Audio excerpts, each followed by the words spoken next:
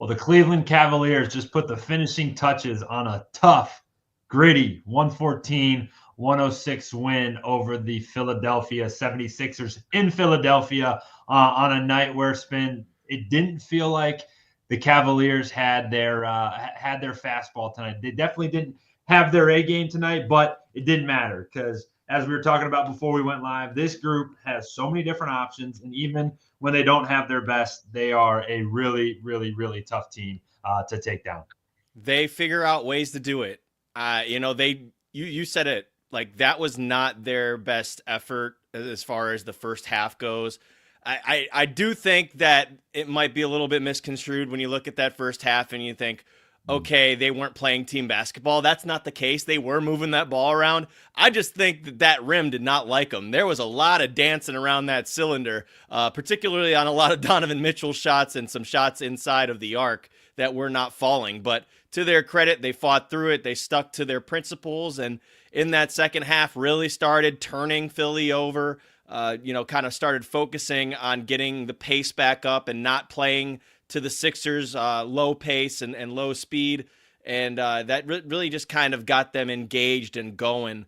And there's a lot of guys that you have to credit for getting them out of the mud. But when they were in the mud, I think that, first and foremost, guys like Isaac Okoro deserve a lot of credit for knocking down those threes and kind of keeping them in there. Jared Allen, same thing at the beginning of the game, getting him engaged. And then you saw from there on out that the Cavs got back to doing what they do best, and that's really putting pressure on the opponent and scoring off of mistakes. Yeah, I mean, it's a make or miss league, right? Like when the shot's going in, like think about we've now seen both sides of the spectrum. You go back a couple nights, they literally couldn't miss when they were playing the Golden State Warriors, and they scored 83 points in that first half, and everything was going, and it was fun, it was great, but everyone knew that was like obviously not sustainable, but like that's certainly an outlier. I think this was certainly an outlier as well. Like you shoot 40% from three, 16 of 40 on the night. But like you said, early on in the game when they were trying to get their sea legs, guys like Isaac Okoro, right, finishes with 9 points,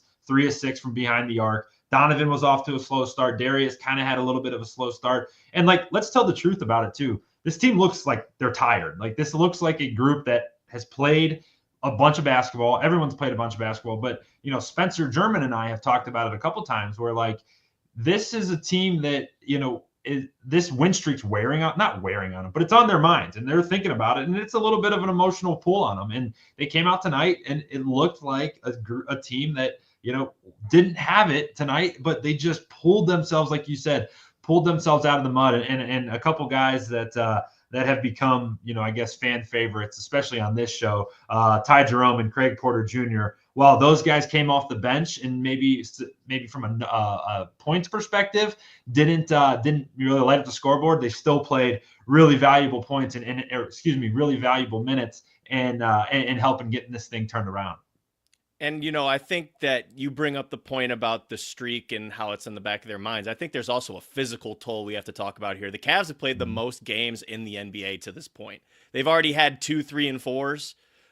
They've already had, I think, 3 back-to-backs to this point. So the NBA has definitely hammered them with a tough schedule from the jump, no matter who they're playing, just from a how many they're playing standpoint. So keep that in mind. And, Jared Allen was questionable coming into this game with a lower leg strain in his left leg. Evan Mobley was feeling under the weather. We saw that Sam Merrill was unable to compete because of an ankle injury. So, those things are catching up with him, even with the depth that Kenny Atkinson's been playing, just because of the sheer amount that are coming at him, day after day. So, it's been tough and it, slows down a little bit after this week. I think they have finally like 2 or 3 days off in between games after next Wednesday. So that'll really help. But for now, I mean, it's just kind of fast and furious for them. And they're fighting right through it, man. I'll tell you what, that third quarter really showed me something. They really just dug it out. Plays like George Niang that go unnoticed where there's a bad pass from Philly or Philly's making a little bit more of a lazy pass off of a rebound. And he steals it, and it leads to a basket for the Cavs that, either cuts the lead down to 6 or 8, or, like those little things I think go a long way. and you have to give credit to guys like George when he does that. I know his jumper was not falling tonight. He did get that last one to fall. I was happy for him because, you could tell that Donovan was happy for him when he knocked it down. Just trusting in himself, trusting in his teammates. That was big. Karis LeVert can't be talked about enough as far as his importance to this team. Deflections, getting out in the open floor, running fast break, driving, kicking, that kind of stuff is really invaluable for the Cavs as well. We've talked up and down about Ty Jerome, but Ty got the fourth quarter started out on the right note, set the tone that way with some buckets and doing some really good things. Even, reaching in on Kelly Oubre in a moment where, they're up by like 6 points or something like that, but knowing that they're not in the bonus yet and making them feel you a little bit, I think is a really big, part of the game that he can contribute to. Just letting his team know that you have to guard in this situation and letting them know that, the opponent know that you're there. So like, that's the kind of stuff that I like. That's not in the box scores. And eventually we're going to get to DG and Don being the closers for this team and kind of being able to alternate that. So let's go right there, because this is a game, and you look back on this season so far, and the Cavs are winning in a number of different ways, right? We already talked about the Golden State win where they light the world on fire. They make everything that they throw up. That's great. We also have talked about, hey, they've had to grind some wins out. I would put tonight in the same category as the tough win they had in Philly, the tough win they had in New York. Like, this was one of those games where they really had to grind it out, and they've showed the ability to do that. Where I think this one stands out, Spin, to me, is you look at the box score, and this is just kind of box score looking. Every game you have 5, 6, sometimes maybe not 7, but you at least have 5 or 6 guys scoring the double figures. And sometimes it's a couple off the bench. Sometimes it's the entire starting lineup. And sometimes they mix it in between. But tonight, you only have 4 guys scoring double figures, and it's the core 4, right? It is Donovan Mitchell, it's Darius Garland, it's Jarrett Allen, and it's Evan Mobley. Jarrett Allen certainly did not have his best stuff tonight, but he was battling through it. He finishes with a double-double, 11 points, 12 rebounds. Donovan Mitchell goes 23 and 13 rebounds, almost has a triple-double, finishes with 9 assists.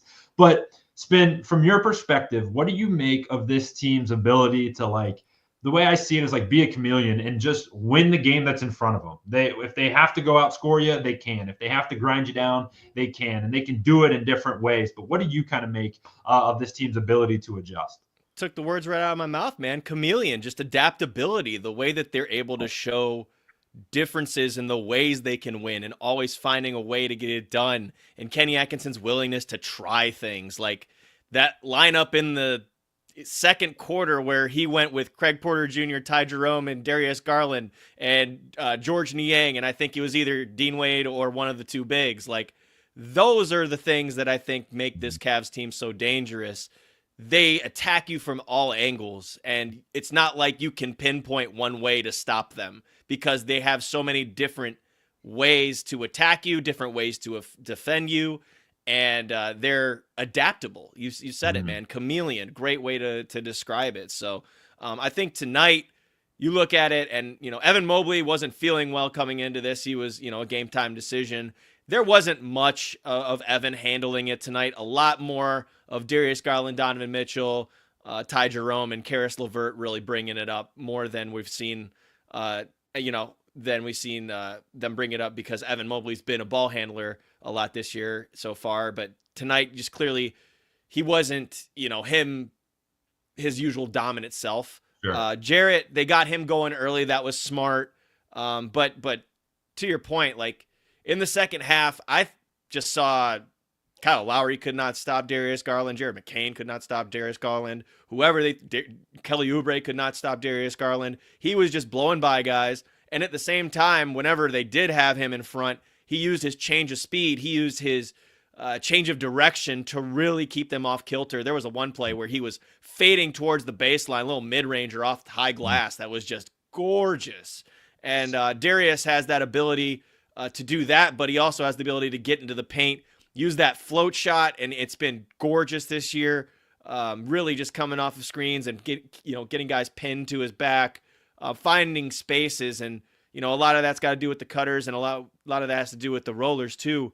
But Darius is just finding the right crevices. He's not making rash decisions. He's thinking the game well, and he's responding very well to how teams are defending him, and I think that's big time. And then I'm sure that we're gonna get to Don, but like just with DG in particular, like let's the way he's closed. Let's hone in on DG here for a second and take this time here. Everyone, I encourage you to jump into the comments. Let us know what you're thinking. We'll pull you up. We can have some conversations with you guys. Hashtag let us know. Hashtag let us know. So jump in there, get involved in the conversation. We love having you all in here and appreciate you all jumping in with us. But let's talk about DG for a second. This dude, all right, so he finishes the night. He goes 25 points, 6 assists, 5 rebounds. He's struggled from 3. He was 1 of 4 tonight, but he was 10 of 16 from the field. And what I want to talk about is he looks like such a totally different player right now than we've seen him in the past. Whether it be, whether it be a new coaching staff, whether it be a newfound sense of belief, or what he talked about with Malika Andrews the other day, like a newfound love for the game. Like he had a lot of it taken away from him. You forget about hey, these are players. These aren't just NBA. These are people. These aren't just NBA 2K characters where they get an injury and you could forward sim the season to get him back. Like this dude had his jaw wired shut and he couldn't eat or talk or be friends with anybody or go to the games. Like it was a very lonely thing for him last year. And he said he grew from it, but it also was really hard for him. And it kind of sucked the love out of the game for him. And you can see he's just got this reinvigorated sense of like belief in himself maybe, and it's really translating a lot to his game. And you got to also remember this kid's 24. Like he's a very young player. He's got so much potential, and you're really starting to see him this year be a little bit more assertive and more confident in what he's doing. Very moldable still has a little bit of ways to go, and you can see that because Kenny's trying different things with him. He's having him screen guys. He's having him in the corner shoot and catch shoot threes. He's having him pull up in transition. He's having him catch shoot in transition. So just so many different ways that Darius can attack you and hurt you. But for me, it's always the attention he draws when he puts it on the floor, and then he can have a nice little shovel pass to, say, a Jared Allen on the baseline or an Evan Mobley in the dunker spot if he's initiating, right? So there's so many different ways. I think he's great at passing off the catch, too, and swinging the ball on the perimeter. He's just got great vision. He's always had great vision, but that burst is back, that kind of first step. Yeah. And as I said earlier, man, the change of direction, the change of speed, the hang dribble that just leaves defenders guessing is just so hard to stop. And when he's not dribbling into crowded spaces, he is extremely tough to guard. Yeah. And, we didn't see it as much, I don't think, tonight, but DG's deserved a lot of credit on the defensive end as well, the way that he's just gotten into guys' shirts and also is making reads in the passing lanes to intercept the ball and go the other way. So lots of stuff to like from DG this year. But for me, I mean, the fourth quarter, the way he's showing up and the way he's just kind of taken the mantle when you would expect someone like Donovan Mitchell to do that. And even though Don did do that also tonight at the same time, they both did it in the fourth quarter tonight.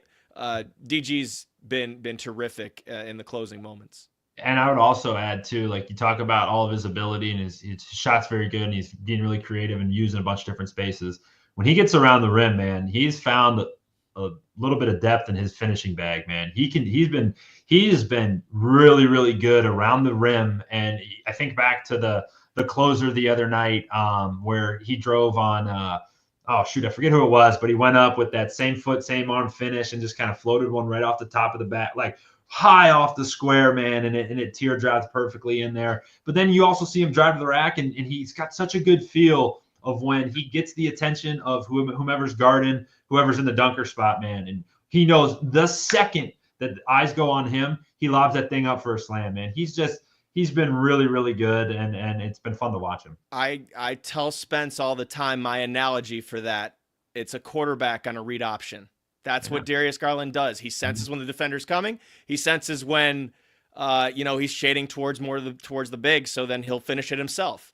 I think he's just got a great sense and a great knack for when to pass and when to go to the rack and finish. I know that him and Don and Karras and Isaac have to be about sick and tired of the whistle they've been getting because they have been inside, they have been driving, but they're not quite getting those calls. Not too many free throws tonight for Donovan and Darius combined 4 of 5. Donovan didn't shoot a single free throw tonight. I know he was playing more of the assister tonight, and we're going to get to that, but even Karras only shot 2 free throws tonight. So that's pretty crazy for how much they put the ball on the floor and get into that paint. Or, when on cuts, they're attacking. So that's something that definitely have to address. But yeah, Darius has really showed up and showed out this season so far, and I'm happy for him, man. Like, yeah. It's like I said on the podcast earlier, that like I'm not saying that I wasn't questioning a fit between him and Don at some point, but I never once doubted the talent of Darius Garland. And if anybody ever did and just forgot and had amnesia, like Donovan said the other night, then you're just not a very bright person. Yeah, I mean he's got it all, and it's fun to see him really putting it together. All right, let's go to the second member of whatever. They need a nickname. We need to get these two a nickname. They can't be the Splash Bros, right? That's the bad guy. That's the villains in our world. But they went at it last night. They went on opposite sides last night. We may have to do a quick little NBA whip around because that was pretty sweet. It was. Clay. It was really cool just having Clay back, and I grew up the biggest Cavs fan ever. I hate those two, but it was really, really cool. It was really, really cool seeing them back on the same court. But before we get to the West Coast, Donovan Mitchell, man, this guy, talk about a chameleon for this team. He's been whatever this team needs. If they need him to go and put up a superstar night, he does it. If they need him to carry the load, as they did tonight in a gritty way, like finish 9 of 21 from the field, 5 of 13, high volume tonight, finished with 23 points, but 13 rebounds, 9 assists, kind of really did it all and propelled this team to victory. He's like the perfect, I don't want to say the perfect star for this team, but he's been such a good fit as a Cleveland Cavalier. And you're really, as this team starting to grow and grow around him, you're seeing his fit just become better and better and better with this group of guys. And tonight was yet another good example of it. You could see it with Donovan. He knew when he needed to take over at the end of the game. And that's when he started dribbling up and taking those threes. It's got to be a great luxury for a coach to be able to do that and to see Donovan pulling up from the elbow. When he's got the pep in his step, the rebounding attention that he had tonight, the way that he was able to involve his teammates. He apologized after the game, by the way, for trying to go for his 10th assist. It would have been a triple-double. He was almost a little too selfless in that fourth quarter. But like, I still enjoyed it. I loved watching the possessions with him, just kind of finding that extra gear when they needed it. And, he probably should have had a triple double because there were a couple of bunnies that they blew. But the innate sense of when he knows his team needs a pickup is just bar none, probably one of the best in the NBA. And I would go as far as to say, like, he is almost the perfect superstar for this team because he's been extremely selfless. He's only talked his teammates up. He's always believing in them. As I mentioned earlier, Niang misses 3 threes in a row, goes still right to him in one of those moments and knocks down the tray. I just love how Donovan is kind of in sync with what Kenny Atkinson wants with the ball movement. He's buying in, he's doing it. And yes, you're still going to get those ISO possessions.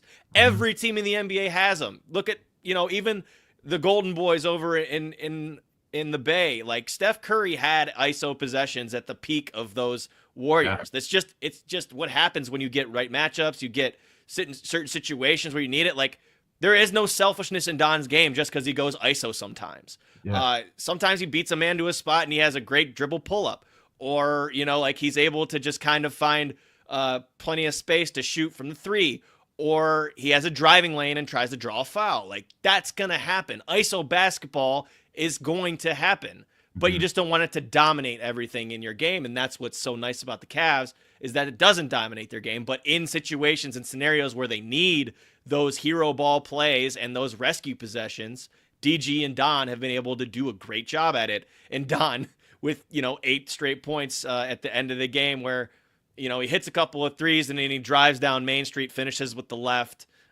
Gorgeous job of doing that and knowing what this team needed to put the the lock on this one to end the game. So it's a nice mixture that they all kind of have, and also that knowledge of, you can lean on this too. There's not just one single solitary way to win a game.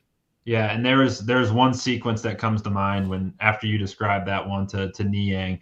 Early on in the game, Donnie had an open three, missed it. Cavs got the offensive rebound. Or maybe it was Okoro shot the first three. Cavs got the offensive rebound, and Donovan drove, caught the attention of Okoro's defender in the corner, and kind of like pinned him in off on his backside and flipped it right back out to Isaac. Like, hey, dude, be ready because I'm coming to you again. And love that play because he sealed off the defender simultaneously while feeding his teammate. Yeah, and it's for Isaac too. It's like he's got a good feel of what Isaac needs. Like Isaac needs those, like, hey, let's get some confident shots in you. Like sometimes if he's cold, he'll stay cold. He's got a little streaky to him where if he hits one, it'll be a nice night. And a nice night he's not going to go for 30. But if he starts cold, he's on the verge, or he could go for throw up an 0-7 night and be a total dud. But Donovan feeding him, give him an open shot, and he hits it. And it proved to be important in a game that ended up being pretty tight here. All right, Spin. Here we go. So Cavs look really good. There's one guy that I want to give the floor to you because he caught your attention last night as you were doing. Yeah, let's go full side note. You're the hardest working man in media right now in the city of Cleveland. The people are starting to finally notice. You're watching tape last night of these Philadelphia 76ers, knowing that Embiid's not going to be playing tonight, knowing no playoff P tonight. One guy caught your attention. It's the TikToker. It's Jared McCain. He was special again tonight. Goes for 34 points and 10 assists. He's got your attention. He's one of your favorite opposing players, I should say. Yeah, no, really solid effort from the rookie tonight. 34 and 10 dimes. I love just the way that his shot form and his shot release are at a very good point. Like I love how quick he gets that shot off and the trajectory that he has a shot on, and it's quick and he's not bashful. I mean, he took 26 shots tonight, knew that his opportunity was there and really, took advantage of it. The only thing that he's got to work on is that intermediate game. He tried the same shovel right-handed high backboard lay-in, I think 4 or 5 times, and got none of them to fall.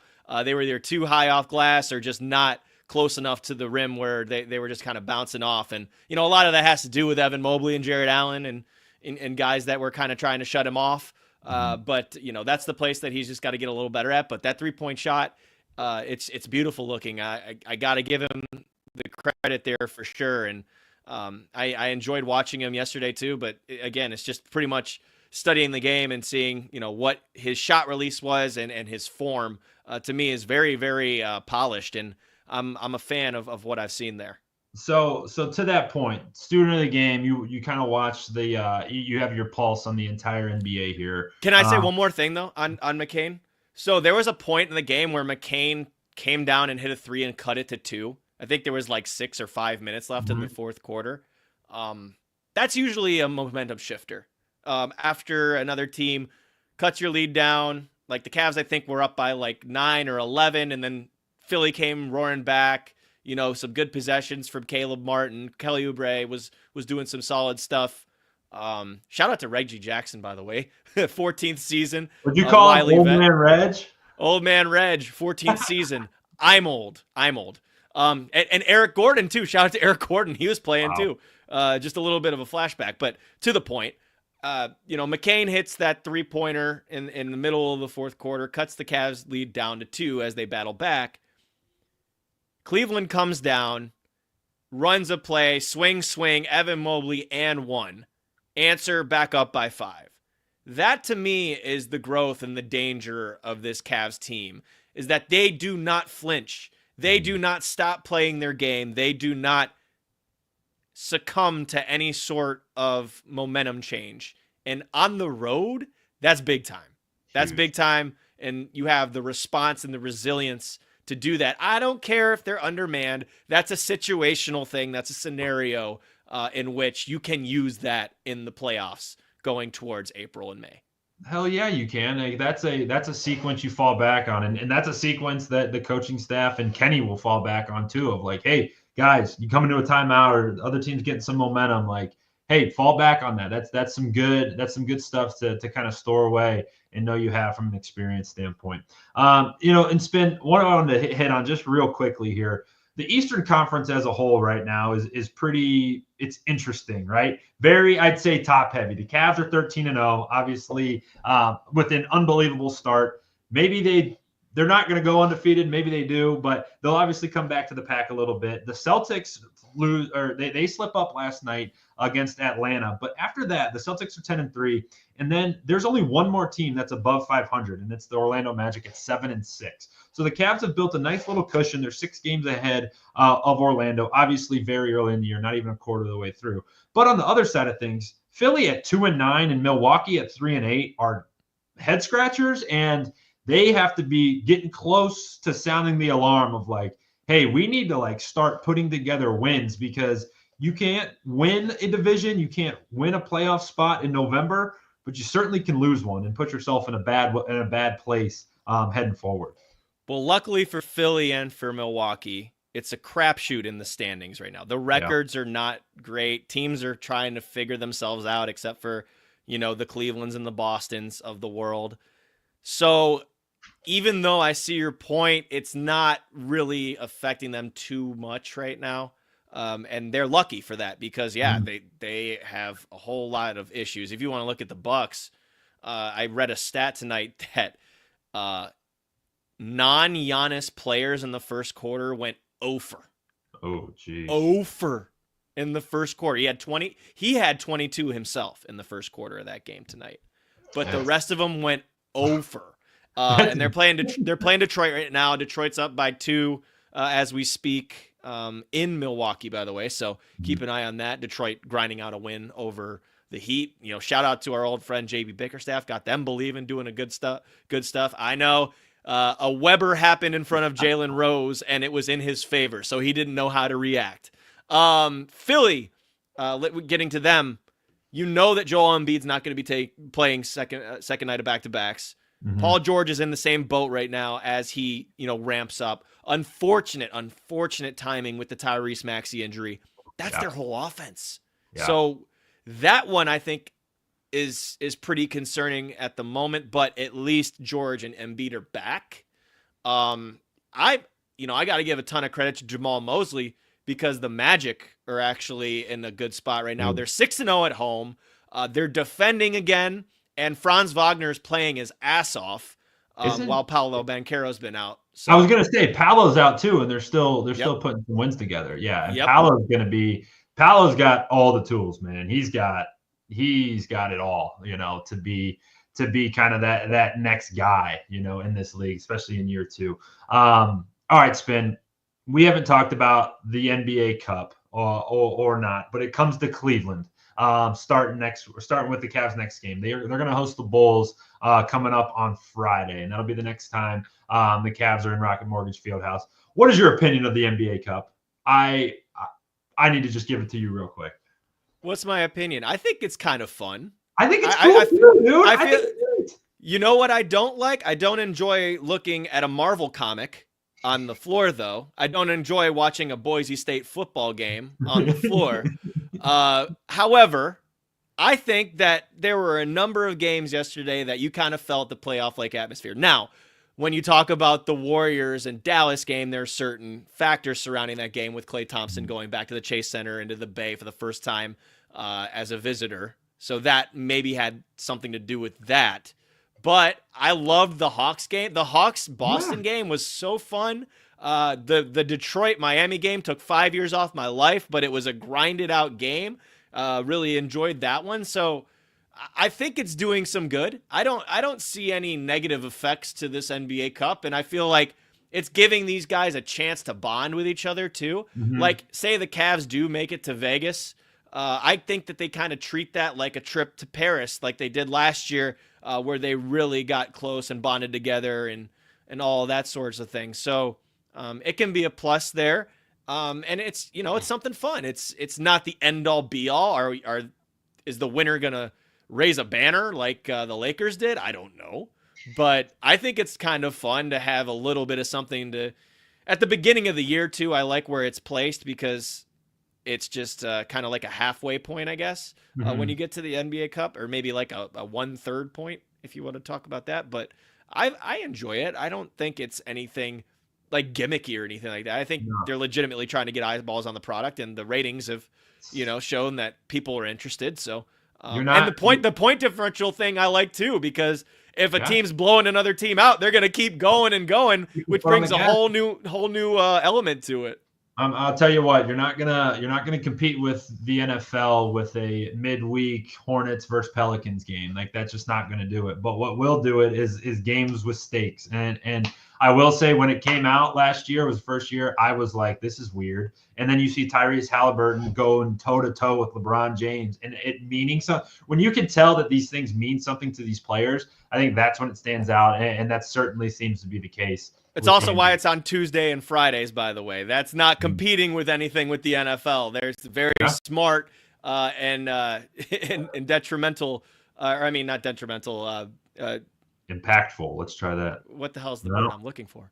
I don't know. It's late. Yeah. I'm trying to intentional. How about that? Intentional about putting it on Tuesdays and Fridays when the group play is in. Where they're competing, their only competition is Maction and a couple high school football games. Correct. All right, Sven. So they got the Bulls coming in on Friday, and that'll be a good game. They follow that up with the home game on Sunday, 6 p.m. against the Hornets, and then the showdown. They head to Boston to take on the Celtics on the parquet floor. Hopefully, it's starting to really gear up. I didn't think there would be a really good chance at it, but hopefully the Cavs are 15-0 heading into Boston to take on the Celtics here in less than a week. Yeah, it should be fun. I'm hoping that they're undefeated at that point now at this too, because they've only got a couple games until that meeting. So, Chicago, you got to give them a lot of credit. They're coming off tonight in a 1-point win over the Knicks. Zach LaVine's looked terrific. We saw that on Monday, by the way. Yeah. We saw the burst that he has back, and the playmaking ability and the fearlessness shooting the basketball. Honestly, the athleticism that looks like it's back too. So, he had 31, 8, and 7 tonight. You topple that with Kobe White's ability to shoot from deep. Vucevic is off to a good start, and that he can score the basketball. Like, they've got a little something brewing there too. They're playing a very fast pace. Like that was a track meet in the first half on Monday. So they're going to be coming into Rocket Mortgage Fieldhouse on Friday with something to prove. And then you look at Charlotte, they got youth, athleticism. LaMelo Ball's been playing his heart out. They've got a little bit of belief in what they're doing too. I love Brandon Miller. I think Brandon Miller is one of the most underrated second-year guys in the league. Doesn't get paid attention to enough because he's playing in Charlotte, but he's got something special there too. So I'm looking forward to those two. Unfortunately, for the first time this season, I will not be in the arena to take video. I will not be there to do post-game shows, as I will be in New Orleans with the very, very bad local professional football team.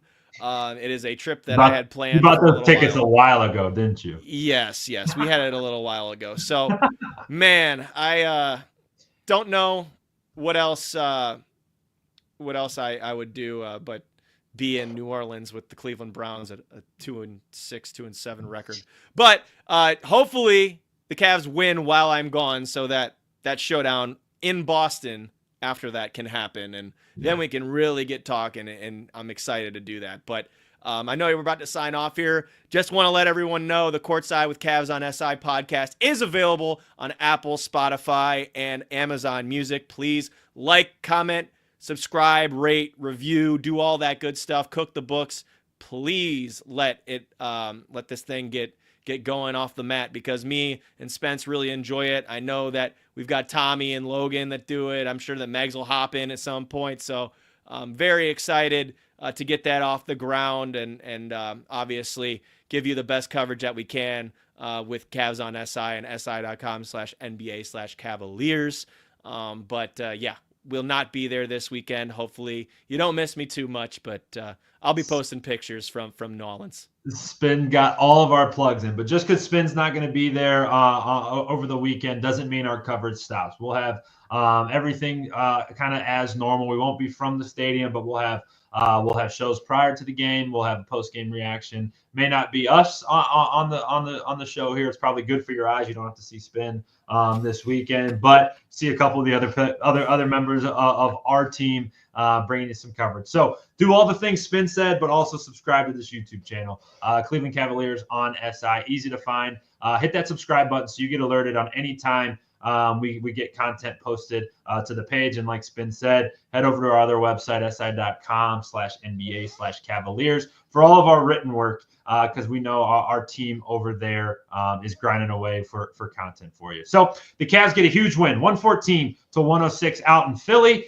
They come home on Friday night for that huge NBA Cup matchup against the Chicago Bulls. For my partner, Spencer Spin Davies, I'm Anthony Moeglin. Thanks for jumping in with us tonight as we recap that Cavs win here on the Cleveland Cavaliers on SI.